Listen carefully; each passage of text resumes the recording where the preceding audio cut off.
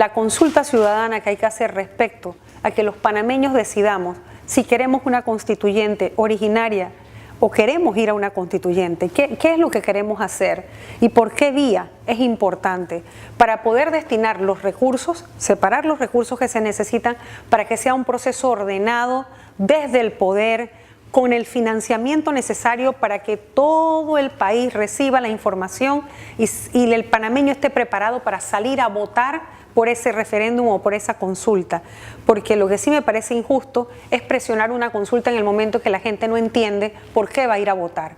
Panamá necesita una reforma estructural, el sistema político ya colapsó. Mientras nosotros sigamos con la estructura, la arquitectura de poder político en la forma que está, este país no va a cambiar.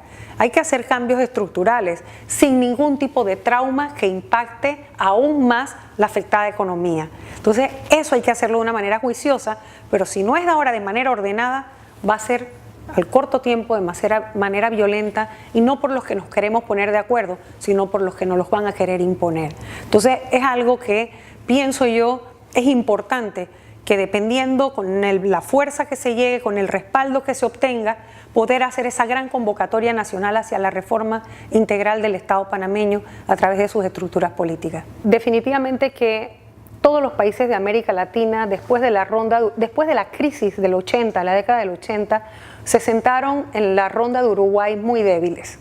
Así que ese surgimiento de la OMC como una imposición de los países industrializados del mundo, realmente afectó a la América Latina por las exigencias, porque evidentemente ha imposibilitado que las circunstancias que los hicieron, los mecanismos que ellos utilizaron para convertirse en grandes, luego los cerraron para los que podían convertirse en sus competidores emergentes. Pero lamentablemente eso ya está así. Y en el mundo Panamá no se puede aislar porque es un centro financiero. Yo no estoy diciendo que no hay que diversificar. Nuestra economía no puede estar 80% basada solamente en el sector financiero o en el transitismo. Hay que diversificar, pero Panamá tiene que entender que si nosotros como centro financiero no queremos colapsar, nosotros tenemos que negociar con el mundo. Nosotros no podemos cerrar al mundo. Y en la medida que nosotros nos coloquen en listas, ya sea de los organismos de OCDE, que no hay por qué ceder tanto con OCDE, pero que en temas de la OMC y demás pudiera significarnos el aumento general del costo de la vida para los panameños. O sea, lo que tenga impacto por nuestro tema de corresponsalías, porque todas las transacciones que se hacen aquí, transacciones que tienen que ver con el comercio internacional, tienen que ir a otro centro que no es el nuestro, con los corresponsales, los bancos corresponsales. Si Panamá no resuelve ese tema, Panamá no se puede cerrar. Entonces, todo se puede revisar. Yo no digo, por ejemplo, que los tratados de libre comercio en materia agropecuaria no se puedan revisar. Hay que entrar realmente a revisar en qué no nos hemos beneficiado, por qué esto no ha sido un ganar-ganar, quién es el que está ganando. Como país soberano, mientras nosotros no violentemos las normas de comercio internacional, nosotros podemos revisar todo lo que consideremos que es necesario ajustar y se dirá con la verdad. Lo principal en esto es la transparencia, decirle a nuestros ciudadanos qué cosas se pueden renegociar y qué cosas no. Y en el tema de las exigencias de Gafi, también hay que entender que el mundo se está debatiendo con un enemigo asimétrico. O sea, hay una lucha que es asimétrica, un enemigo que no tiene rostro, que es el crimen organizado, que financia terrorismo y que en eso todos los países tenemos que ser aliados. Y la persecución criminal del crimen organizado no puede ser dentro solamente de una frontera. Si Panamá no entra en el concierto de las naciones a estandarizar algunas normas que permitan la cooperación internacional en materia de persecución criminal, Panamá va a ser siempre un refugio de piratas y bucaneros. Y eso no es lo que queremos. Entonces hay que encontrar un punto medio. Yo no digo nunca ceder la soberanía ni perder la dignidad como país, pero tampoco a darnos golpes de pecho que lo que nos traigan son consecuencias adversas para nuestro propio sistema financiero y para, consecuentemente, por ejemplo, el alza de los intereses para nuestros ciudadanos, porque cuando eso impacta la compra de una casita, una hipoteca, ahí es donde uno se da cuenta que tomó malas decisiones. El tema de China, ¿cómo lo resuelve? Tema China, mire, definitivamente que es una potencia emergente y va lenta pero segura. Yo creo que hay que entender que nuestro aliado histórico ha sido los Estados Unidos, pero que nosotros no tenemos por qué cerrarnos a la negociación con China, eso sí, siendo muy cautelosos de cautelosos y transparentes. Lo más importante es que se sepa qué se negocia y cómo se negocia y en qué medida realmente los panameños nos podemos beneficiar de esa proyección de expansión mundial que tiene China, ¿no? Si nosotros vamos a ir a negociar otra vez como los chiquitos y nos vamos a sentar como que yo necesito de todo y tú eres el que me puede salvar, tal vez vamos liquidados al fracaso. Yo creo que hay que negociar de manera inteligente, sabiendo geopolíticamente dónde estamos situados, cuáles son los riesgos, cuáles son las amenazas, pero también cuáles serían las fortalezas de poder permitir algún tipo de intercambio comercial. Y por supuesto evitar quedar en medio de la guerra comercial que se han planteado estas dos potencias, ¿no? Panamá es un país de grandes contradicciones. Por un lado, los economistas del mundo le llama la atención muchísimo cómo es que Panamá ha alcanzado este crecimiento sostenido y en la región pues el país que más crece y que más rápido crece. Nosotros tenemos un Producto Interno Bruto per cápita de aproximadamente 15.000 dólares anuales y eso pareciera contrastar con un salario mínimo que no pasa de 8.000 anual. Pero también tenemos otras contradicciones. Panamá es el país del metro, Panamá es el país de los 38 rascacielos que hay. Entonces la gente se pregunta, ¿en Panamá hay pobreza? Quisieran pensar que no la hay. Sin embargo, Panamá también tiene unas cifras que espantan, que es la de desnutrición, la de pobreza extrema, la de mortalidad infantil. Todo eso asusta, uno se pregunta dónde se está yendo la riqueza, qué es lo que está pasando en Panamá, que nuestro modelo económico no ha podido hacer una redistribución de la riqueza de tal manera que dejemos de tener el 20% de la población recibiendo más del 50% de los ingresos y tengamos al 20% más bajo o al otro extremo recibiendo solamente el 3.2% de los ingresos.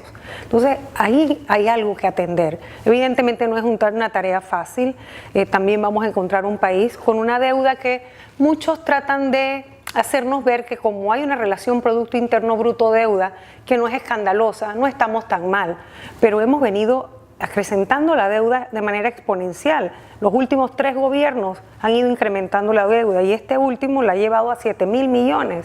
Entonces, cualquier gobierno, quien gane las próximas elecciones, va a encontrar un país en el que realmente estamos con una deuda que hay que atender y una contabilidad muy creativa que nunca incluye o no ha incluido en los últimos años los proyectos llave en mano, que son más de 4.400 millones de dólares. Entonces realmente hay un tema allí. Entonces yo diría que desde el punto de vista económico no va a haber la bonanza que hubo en otros gobiernos cuando se llegó y se encontraron finanzas saneadas, no estaba el boom de la construcción, de la ampliación del canal. Hay quienes estiman que la explotación de la mina de Donoso va a agregar un porcentaje al PIB también y va a haber algo allí de reactivación, pero definitivamente hay que tomar medidas inmediatas, pienso yo, en temas de empleo, en temas del agro, porque tenemos mucha gente trabajando en el sector agropecuario, pero ganando muy poco. Bueno, es que es complicado, porque otra vez las falaces cifras macroeconómicas siempre nos reacomodan y sobre todo es yo creo que son por las variables de los ajustes metodológicos que hacen que siempre nos terminan dejando bien, pero solamente en papel. Por supuesto que un país que le dice a usted, bueno, el déficit nuestro está en el 2.5 con relación al Producto Interno Bruto, dice, bueno, ¿de qué nos vamos a preocupar? Pero no nos dicen, hay una inflación que no pasa del 1%. Cualquiera diría, pero qué bien está Panamá. Sí, pero por el otro lado, ¿por qué no nos dicen que somos un país en el que los costos están como si fuéramos Frankfurt, Madrid, Nueva York? O sea, este es un país donde todo está muy caro. Entonces, realmente sí hay que revisar el tema. Yo creo, insisto, hay que ajustarse, hay que ir a un gobierno austero, no una contracción económica. Yo no creo en la contracción, yo creo mucho en la racionalización del gasto, evitar toda planilla paralela, todo gasto superfluo, empezar a hacer recortes en todos los gastos, esos que son evidentes, que no son necesarios para el buen funcionamiento de la gestión pública, ¿no? Sino que es una serie de parafernalias que se ha ido heredando de gobierno tras gobierno y que realmente no contribuyen a que haya una mejor gestión. Yo digo que esa seriedad O sea, llevar orden a la gestión pública de la mano de controlar los ajustes, revisar cosas como por ejemplo el Fondo de Ahorro de Panamá, para que dé más rendimiento. ¿Por qué no revisamos la ley del fondo? ¿Por qué no nos fijamos qué está pasando para que cuando era un fideicomiso era extremadamente rentable y ahora que es un fondo resulta que nosotros somos los más conservadores del mundo? Yo no estoy diciendo que vayamos a especular, ¿no? Porque la idea no es ir a especular con el fondo y buscar un rendimiento per se arriesgando. No, pero hay que revisarlo para que sea más rentable y para que eso pueda impactar directamente la economía de los panameños. Se podría hacer que el gobierno acompañe al sector privado con algún tipo de incentivo para ese primer empleo, más que lo que ya hay, para que se adquiera experiencia. También el sector público puede contribuir mínimamente un año con un salario mínimo, obviamente, un buen salario para esos primeros profesionales, pero también se puede becar a la gente. Yo creo que hay que hacer un programa agresivo de becas para la mujer que quiere emprender, pero aquella mujer y aquel hombre que por la familia no puede continuar estudiando. Creo que en el tema del sector agropecuario es importantísimo inyectar con obras como sistemas de riego, caminos de producción y caminos alternos, centros de acopio, los mercados periféricos, la compra directa si es necesario, el precio de referencia. O sea, rápidamente hay que hacer cosas que las fórmulas ya están. Lo que hay es que practicarlas y dejar que el gobierno deje de ser el mayor competidor del sector agropecuario. El gobierno debe ser un facilitador de las políticas agropecuarias. Ahora bien, también creo que ninguno de los sectores que hay que impulsar, uno de ellos Zona Libre también, se puede hacer sin el consenso de ellos, sin la participación de los que saben en qué les ha afectado las variables que son externas, los choques externos y también las variables internas. Y no cabe la menor duda que lo que está pasando alrededor, lo que ha pasado en Colombia y lo que está pasando en Venezuela es un impacto directo, pero inmediato y fuerte a la zona libre. Pero el modelo de negocio de la zona libre también necesita de alguna manera un acompañamiento para su propia reinvención o reenfoque, porque evidentemente la digitalización, la globalización, todo eso vino a impactar un modelo de negocios que había sido exitoso largo tiempo, pero que ahora no todo el mundo necesita un intermediario. No, cualquiera puede comprar de manera directa a un gran proveedor. Entonces habría que tal vez hacer una reestructuración con un acompañamiento del Estado, con una propuesta que venga de los propios usuarios, en el sentido de cómo pueden ser ellos más eficientes y efectivos, cómo pueden volver a ganar competitividad en un mercado al que tal vez ellos le pueden servir como para venta al menudeo. No tiene por qué ser grandes reempacadores, ¿no? Entonces yo pienso que allí hay definitivamente una reestructuración que plantear y tiene que ser con ellos mismos. Yo no he tenido esa reunión todavía con la Asociación de Usuarios de la Zona Libre y creo que es más que necesaria en la medida que cualquier política que se vaya a aplicar de cara a la reactivación de la zona libre tiene que ser con la participación de ellos para su propia reinvención. Cuando se dispara el precio del petróleo, todo sube. Tú controlas precios y con eso aguantas ciertos alimentos de una canasta que no han determinado si es canasta básica de alimentos o canasta básica general.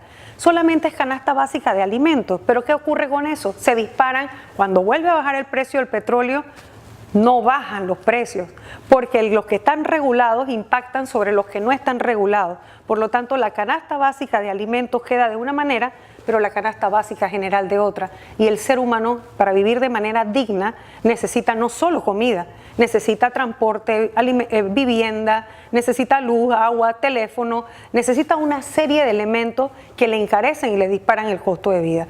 Así que sinceramente eso hay que irlo revisando para ir poco a poco desregulando ese control, porque también hay que ser muy cuidadosos de que si se elimina de manera abrupta, ya ha pasado en otros países, se disparan también los precios. Entonces, bueno, los economistas saben de eso y hay que hacerlo con una visión, y la visión es que hay que tener un pilar fundamental y es el respeto a la dignidad del ser humano. Todo tiene que ser con respeto a la dignidad del ser humano y todo tiene que ser sostenible. Así que hay que evitar focos de corrupción. Hay que hacer que sea sostenible social y económicamente, también ambientalmente, y también hay que buscar la dignidad del ser humano. Yo creo que ha habido una irresponsabilidad muy grande de los tres gobiernos que nos han antecedido, porque todos han postergado una solución de fondo para el gobierno que siga, dilatando un colapso que ya se sabe que viene en el 2026. ¿Por qué? Porque el sistema de pensiones, entendemos que el Seguro Social tiene 4 programas importantes, que es invalidez, vejez y muerte, enfermedad, maternidad, el programa de administración y riesgos profesionales. Sabemos que enfermedad y maternidad, que es el que se usa un poco para financiar las obras, también lo han puesto en riesgo con esa gran ciudad de la salud, y eso va a haber que prestarle atención. Pero principalmente tenemos un problema serio que no se puede postergar en el tema de las pensiones. ¿Por qué? Cuando el gobierno del año 2004-2009, en el año 2005 hace el cambio a los 2 sistemas, generó un hueco enorme, porque yo estoy cotizando en este momento para los que ya se jubilaron, pero los que vienen detrás de mí no están cotizando suficiente para mi jubilación. Entonces todos los que tenemos más de 35 años tenemos en riesgo nuestra jubilación porque no va a haber jubilación. Entonces hay que revisar, porque también aquellos jóvenes que están cotizando en el sistema mixto no se han dado cuenta, o los que se han dado cuenta lo saben y están preocupados, que al estar en un sistema de pensión individual o estar cotizando para su propia jubilación, se van a jubilar con casi el 40% del salario, cuidado el 30%. Eso no es nada para una jubilación. Así que ellos también nos van a demandar una rápida y oportuna revisión del modelo. Entonces, nada que implique aumentar edad de jubilación, nada que implique aumento de cuotas, ninguna medida paramétrica. Tenemos una fórmula, tenemos un modelo, está escrito, los economistas que nos acompañan ya lo han planteado públicamente y lo vamos a abordar. Lo que hay que revisar inmediatamente son los subsidios cruzados. Hay que tener mucho cuidado cuando uno se inventa subsidios que tienen una base politiquera, porque al producir un subsidio cruzado lo único que estás haciendo es encarecerle a otro segmento de la población lo que el otro segmento de la población está pensando que es una gran ayuda. Eso es lo que hay que revisar. Hay que revisar cuáles son esos subsidios que no son necesarios o que en el camino no están dando los resultados que buscaban. ¿Por qué? Porque si yo lo voy a subsidiar a usted, decía un gran político, no hay almuerzo gratis, ¿verdad? Alguien está pagando. Entonces lo que yo tengo que revisar es si de donde yo lo quería a usted sacar con ese subsidio, cuando yo voy midiendo en el camino lo estoy logrando. Porque si usted sigue en la misma condición antes, durante el subsidio no está sirviendo de nada. Pero en un país con grandes desigualdades como este país, en el que 6 de cada 10 panameños no termina la escuela secundaria, que no me digan que vamos a eliminar la beca universal. O la beca por excelencia, perfecto. Los que pueden competir en excelencia, que compitan. Pero nadie que no ha comido. Y este es un país donde cada 4 días una persona muere por algún problema relacionado a la mala nutrición o a la desnutrición, donde tenemos las comarcas con más del 80% de la pobreza extrema, o sea, están por debajo de la línea de pobreza. Entonces, este no es un país para decir, aquí no vamos a dar subsidios. Aquí lo que tenemos que hacer es revisar a cuáles son los panameños que hay que acompañar para que puedan llegar a un nivel de vida en el que puedan competir en igualdad de condiciones con los demás. Porque es muy fácil al que ha comido 3 comidas al día, al que está bien educado, decir que venga la competencia. Pero el que se ha quedado atrás del desarrollo, usted no lo puede poner a competir en igualdad. Así que si realmente queremos ser respetuosos de la dignidad humana, tiene que haber algún acompañamiento del Estado. Y yo sí creo en la excelencia, y lo creo, por ejemplo, en el tema deportivo. Yo soy una convencida que el tema de la cultura y el deporte pueden sacar a algún ciudadano común de la pobreza. No solo a él, nos lo ha demostrado nuestra selección de fútbol y otras. No solamente saca al individuo que tiene destrezas físicas para competir, lo sacas de la pobreza, no, tú lo tienes que becar, porque él también saca de la pobreza a su familia. Entonces, en un país donde se destina tan poquito para educación, un presupuesto tan exiguo, solamente en eso nos ganamos a Guatemala. Es el único país de la región que invierte menos en educación que nosotros, 3.2%. Eso es una vergüenza. Un país que tiene escuelas rancho, que tiene escuelas multigrado, que tiene telebásica, es un país que tiene que invertir más en educación antes. ¿Cuánto le darían ustedes? Un mínimo de 6%, que es lo que se ha pactado, y por eso es que acogemos completamente el compromiso por la educación. Creo que es un documento bien consensuado, donde han estado todas las partes, igual que el 19 para el 19, que son las propuestas de los Jóvenes Unidos por la Educación.